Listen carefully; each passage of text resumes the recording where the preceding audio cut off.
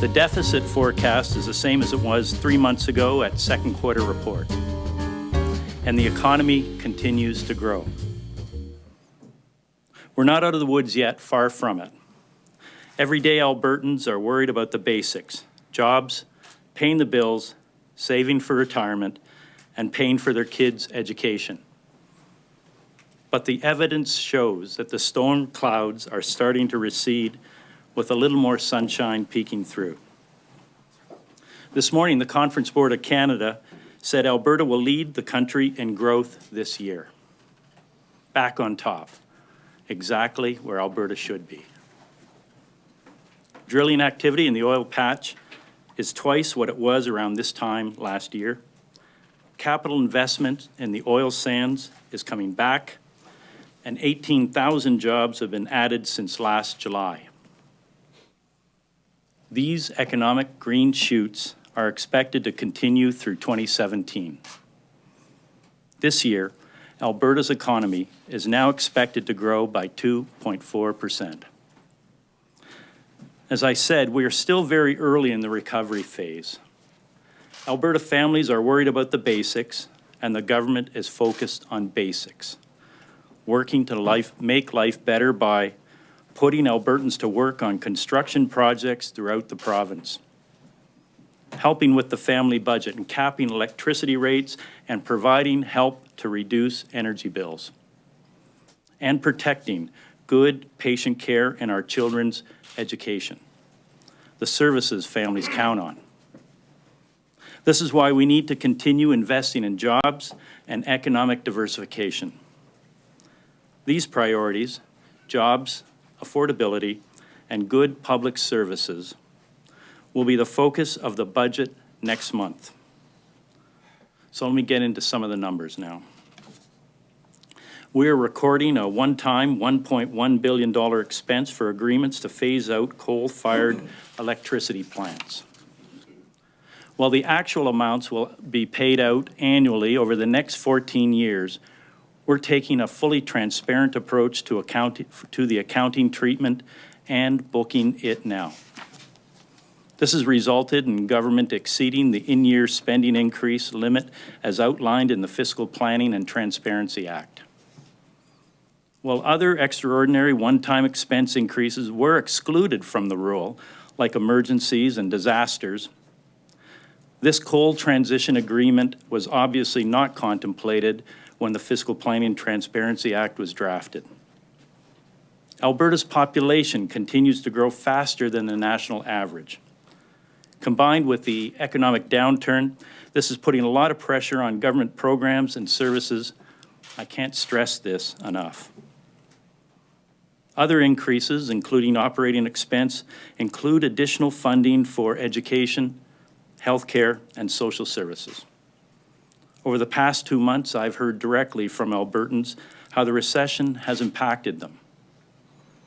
I've visited communities across the province and met hundreds of stakeholders face-to-face as part of our budget consultation process, and I've heard firsthand how hard it is to make ends meet. There are many Albertans relying on government support now more than ever. In spite of our challenging fiscal situation, our government will keep our commitment to Albertans. A downturn in the economy is not a reason to turn our backs on families and the services they need. We're here to make life better for Alberta families. That means moving forward with building new hospitals and health centres across Alberta, like the new cancer centre in Calgary, or expanding services to rural health centres like in Sylvan Lake. It means building more schools and making sure there are more teachers in our classrooms to give our kids a great education. And it means helping people get good jobs by providing new apprenticeship training and putting Albertans to work, building our province for the future. This fiscal year, we'll spend approximately $7.3 billion through the capital plan, about $1 billion more than the average of the last 5 years, despite challenges due to weather and natural disasters. We're funding larger than expected enrollment growth in our schools so our children's education isn't affected by the price of oil. The numbers of kids in a classroom or the number of teachers we have shouldn't be tethered to oil price decisions made in Saudi Arabia. Under our government, those days are done. Our kids deserve a great education, regardless of the price of oil. We're also funding caseload growth for income support, the Persons with Developmental Disabilities Program, AISH, and child intervention, ensuring vulnerable Albertans get the support they need despite the price of oil. And third, there is also a $1.1 billion increase to the total expense of disaster assistance, including the Wood Buffalo wildfire, poor crop conditions, and bovine tuberculosis. We said the province would act as a shock absorber during the economic downturn, and that is exactly what we're doing. To cover the revenue shortfall in our budget, we're taking advantage of our excellent credit rating and the current favorable lending environment. Earlier today, an order in council was issued giving government the authority to borrow $14.5 billion. I want to be clear. The amount authorized is consistent with the targets published for 2017-18 in last spring's budget. This is borrowing that was already planned. Increasing our borrowing authority at this point in time simply gives our financial experts the flexibility to borrow when rates are favorable and keeps our costs lower. We remain committed to gradually reducing the deficit over time and finding ways to control costs without cutting programs and services. We are keeping costs down through measures such as finding in-year savings and decreases in ministry expenses, saving $28.5 million per year by freezing management salaries and reducing the 2016-17 budgets for supplies and services by $121 million compared to 2015-16. We have also dissolved or amalgamated 26 agencies, boards, and commissions. And tomorrow, I'll be back to make another announcement that will find further savings with respect to agencies, boards, and commissions. In closing, I want to assure those people who are struggling right now that your government hears you, and your government is focused on making life better for families. In the upcoming legislative session, this government will deliver a budget that will continue to protect education, healthcare, and social services when other parties are asking for cuts in those very same programs. It will be a budget that will continue to put Albertans to work and protect the things that make life better for everyday folks. And with that, I'm going to open the floor up to questions. Mr. Minister, you made it clear, Minister, that you said it again today, we're going to have a plan to get the deficit down. That's a goal of yours. You have said you've not been able to do it before because times are tight. Now we've got $1.5 billion in money we didn't know we had, and yet at the same time you increase program spending by $774 million. How does that square with your promise to get the deficit in line? We have the same size deficit as was identified in Q1 and Q2. That's $10.8 billion. We have some extraordinary expenses like disasters and the $1.1 billion on phase COLA, which will make a better province climate-wise, as well as create many green jobs and help and improve some venerable companies in this province to change from coal burning to clean Alberta natural gas burning. So we're doing the things we said we would do. We're looking at all areas to reduce expenditures. And in budget coming up next month, we'll even have more of those identified. It's a lost opportunity, though, isn't it, Minister? You had a chance to bring the deficit down, and you didn't take it. You know, what we're doing is making sure that Albertans don't pay for this recession by reduced programs and services. We don't want to go back to those days where, operational spending followed the oil and gas roller coaster. When oil was up, lots was spent. When oil was down, severe cuts occurred. We're flattening out our operational spending, and going forward, we'll be able to do that even more. What about some of the things you aren't doing? For example, I mean, the biggest expense in this government is staffing. And I don't imagine you're prepared to ask the AUPE for wage freezes, are you? You know, I'm not going to get into talking to you or anybody else about negotiations that need to happen at the table. But what we have in place is a hiring restraint that started in January 14 and is going to go on until, you know, our part of it's a 2-year hiring restraint. It's going to go on until March 2018 and perhaps beyond that. We are ensuring that only the people are hired are focused on frontline service delivery.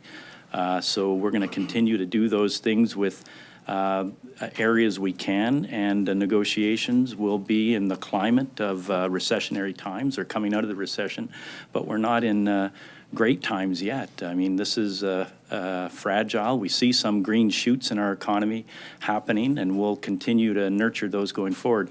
But I'm not going to talk about labor negotiations here. The money that you said is going to disaster services, you get all of that back from the federal government? Not all of it. No, that's not correct. We are receiving somewhere about $500 million back from the federal government. We have expended far more than that, not only on Fort McMurray, but other disasters, including crop insurance, including TB, bovine TB.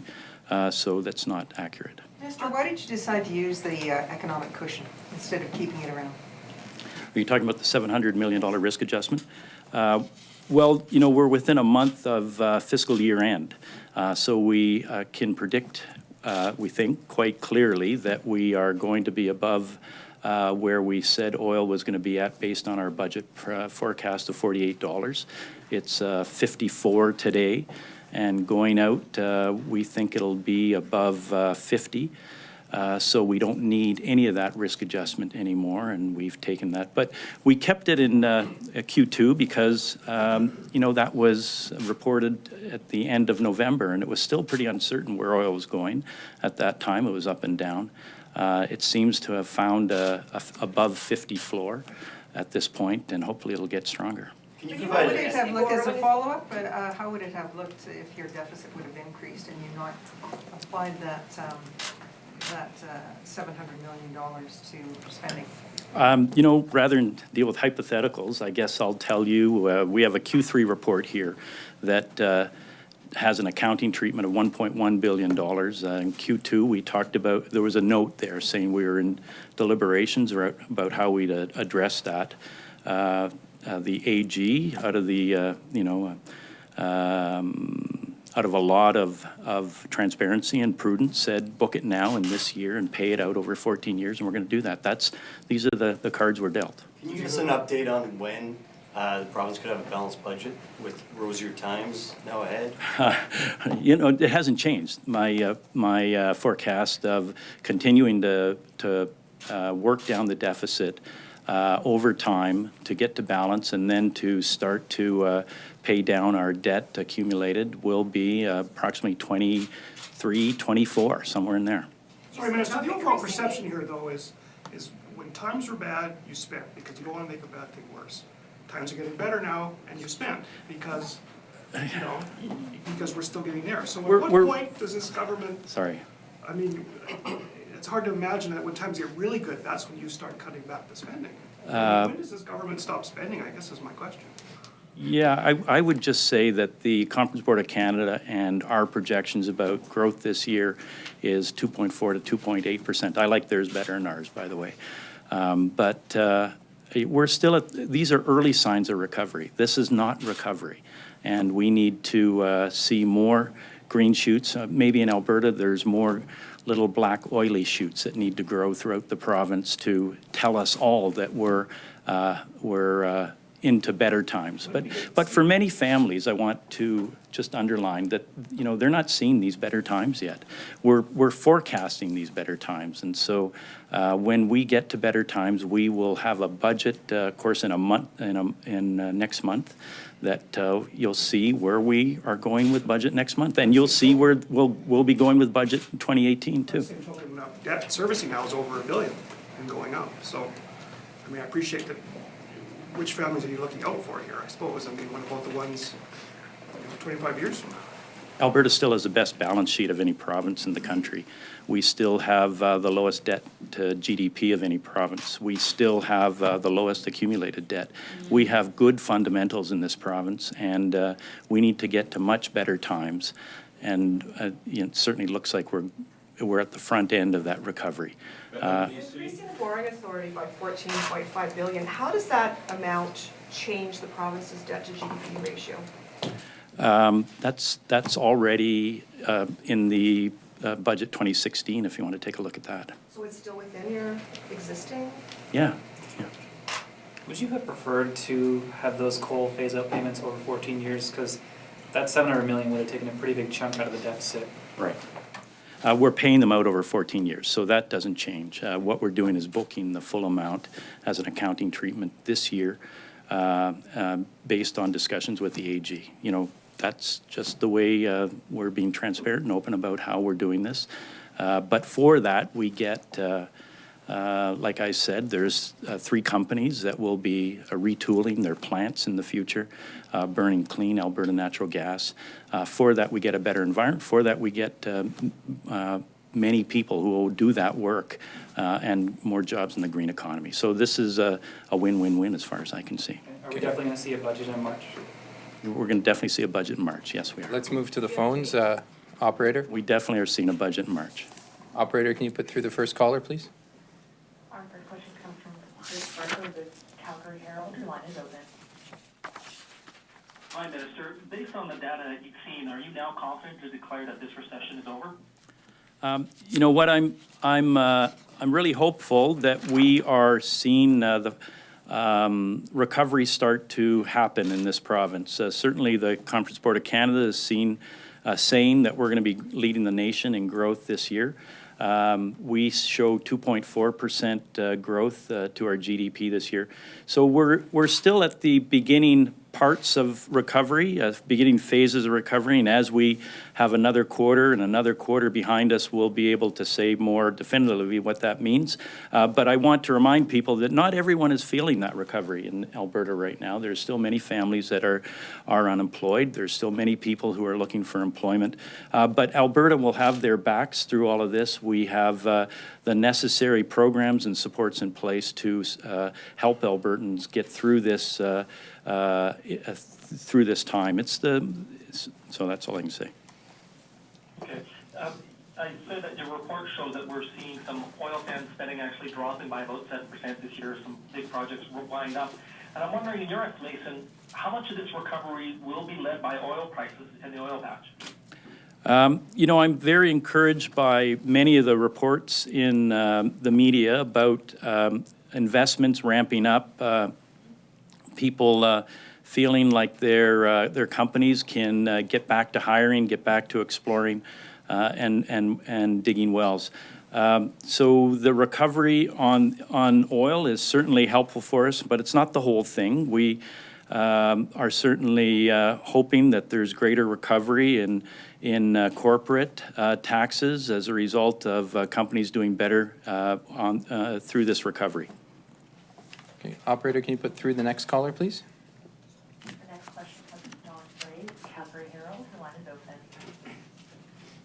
Minister, this is old news in a way, and you are aware of what the numbers are for Q4 with only a month ago. I wonder if you could assure us that these numbers have held through Q4 and all of these trends have held through Q4. And also, could you give us some idea of whether you're going to have a lower deficit next year? You could tell us that without breaking budget. No, I'm gonna plead the fifth, Don, and say you'll have to hear budget next month when we come forward. But you know, we've held our deficit numbers in spite of some really tough knocks to this province through a significant downturn, through significant expenditures around wildfires and other emergencies, as well as Albertans needing supports and services in the area of income supports, more schools being opened, and hospitals. So I really need to give appreciation to all of the members of Executive Council, my colleagues and ministers, for holding the line relatively well. We have held the line on deficit, and I'm really proud of that. And going forward, certainly is a goal to have smaller and smaller deficits and get back to balance in the near term. These trends holding through Q4, Minister, that was my first question. Are you confident that the kind of numbers we're seeing in the Q3 are going to continue? Well, you know, I'm here to report on Q3. We still have more work to do on Q4, and we're not going to report out until the end of June on Q4. So rather than go down that road too far, I'd just like to say I'm really pleased that we've been able to hold the line on the deficit in spite of the major fiscal things that have come up during the year, and the $1.1 billion we're booking on coal transition. Thank you. We'll take one more caller and then come back to the room. Can you put the next caller through, please? Our next question comes from Carrie Tate of the Globe and Mail. Your line is open. Hi, thanks for taking my call. Minister, can you explain just in a little bit more detail why the $1.1 billion for the coal phase out came as like all one chunk as a surprise rather than sort of showing something, or rather than just a note indicating something was coming that way in previous updates? You knew this was coming.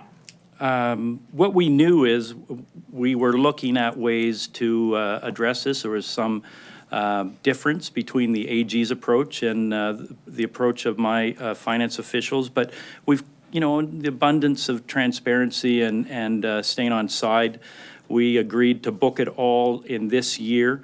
It's an accounting treatment only, and we'll make the payments over 14 years out of the Climate Leadership Plan levy monies. But as I said, it's going to allow those plants to burn in the future clean natural gas from Alberta. It's going to allow good jobs to be created. It's going to allow those local communities to continue to be supported where there's plants. So it was not a surprise in terms of needing to address this payout. It was an issue of how to address it, and we came down on the side of the advice of the Auditor General. What was the difference between your finance officials and the Auditor General? Just that, you know, there's different accounting treatments you can use. The Auditor General has his views, and others have weighed in and said other things about how it could be addressed. But just to be as clear and transparent and to book it in the year that we have created the contracts, we've done that, and we're moving past that now, and we'll pay it. The way of paying it out is the exact same way from everybody's perspective. It was just when it needed to be booked and how. We'll come back to the room if there are questions here. Seeing none, I guess we'll go back to the phones. Can you put the next caller through, please? Our next question comes from Jeffrey Morgan of the Financial Post. Your line is open. Good afternoon. Thanks for taking my question, You bet. Minister. With respect to the Fiscal Planning and Transparency Act, are you concerned that being not in compliance with that act is a signal perhaps to credit rating agencies about control spending? I know that this is a one-time charge, but the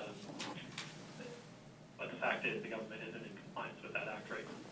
No, it is a one-time charge, as you're right. I think a full review of the Q3 document by the credit rating agencies or others will be able to tell the story that this is a one-time thing. If the $1.1 billion weren't needing to be addressed up front in this 1 year, we would be in compliance with the 1% rule. So I'm not going to second guess the Auditor General. I'm going to say we're moving forward you know, we're not going to get under the 1% rule by drastically cutting back programs and services. I am taking the view that the 1% rule there is great guidance, and we'll continue to use it going forward. Were it not for this unusual $1.1 billion, we would have been in compliance with it, as I said. But we're not going to stress our education system, our healthcare system, our income support system to comply to a 1% rule. We're going to make sure that Albertans have the supports they need, and going forward, as always, I'll continue to do the best job for this province around fiscal planning. This $1.1 billion was fairly unusual. Sorry, Minister, you said you're going to have a plan then to get the deficit down. Can you be more specific on that? Is Sure. something we're going to see in this budget? Do you have something done within the next year? I think I've talked about it before, but by holding the line on expenditures for operations below population plus inflation will get us to a place of lower and lower deficits. By 2024 or 2023, we see that if we do that by keeping our operational expenditures lower, we'll be able to get there. You know, the previous government had some years where they had up to 11% operational growth, and several years where they're around 10. We haven't seen anything like that with regard to this government, nor will you. We're not going to be on that oil and gas roller coaster. We're diversifying the economy by continuing to work the Alberta Jobs Plan going forward. With the increase to the health budget, are you below inflation plus growth this year, or does that push you over it? The health budget, you know, it typically was growing at about 6% year over year over year. We have lowered that last year, and we have lowered it again this year. We'll have to wait until we fully report out with Q4 to show, but we're working hard to get that below 4. That's not where population plus inflation is, of course, but the health is a rather difficult beast, and we're going to continue working it down. And to have it sort of with that is population plus inflation. Is that overall, or is it you want each department to be under that? It's overall. Minister, the $1.1 billion, is that, I'm a little confused, is that the settlement of the lawsuits for the 3 power companies? No, that's PPAs. That's something different. This is the... Where does that show up, the PPA settlements on the budget? It's not here. I'll have to get back to you on that. We'll take one more call and then one more question from the floor, and we'll have to call it there. So, operator, can you put through the next caller? Our next question comes from Rick Bell of the Calgary Sun. Your line is open. Good afternoon, Minister. I wonder if you could be at least indulge me and be a little more specific. Unless there's a full-blown boom going to happen in the next few years that I haven't heard about, and without significant cuts, how can you possibly balance the books?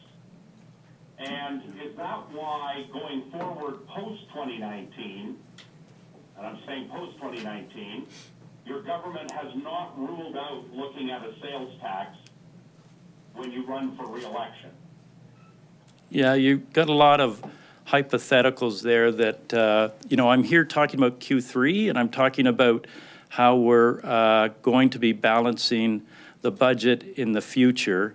I'm not talking about additional revenue lines. I'm talking about keeping our spending lower under population plus inflation growth, and getting to a place where, whether that's whatever amount that is, we are spending, we're not inflating things, we're not paying more than we have to, and we're not increasing our program service delivery with higher and higher costs. We're keeping those low.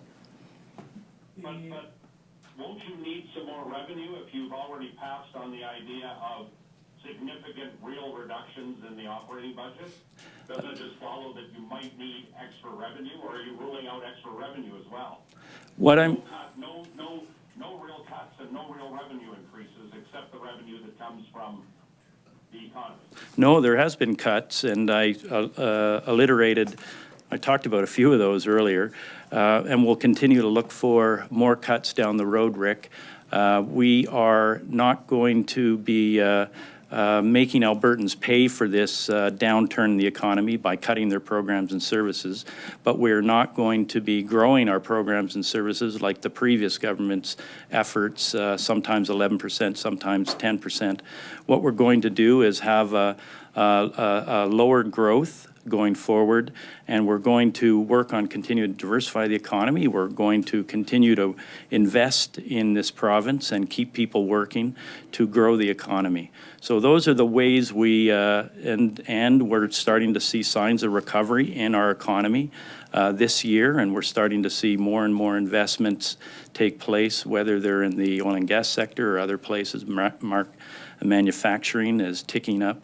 Other things are holding their own, but we'll see better growth going down the road, and the province will benefit from that growth. Okay, we'll take one more question here. The $14 billion order in council that you mentioned that you passed this morning, is that to cover operating costs beyond March 31st? Yeah, it's to, and that was part of our plan that we talked about in budget 2016 for 17 and 18, to lay in monies to have early opportunities to invest in capital projects that need to be started. So does that mean that you won't have to pass supply legislation?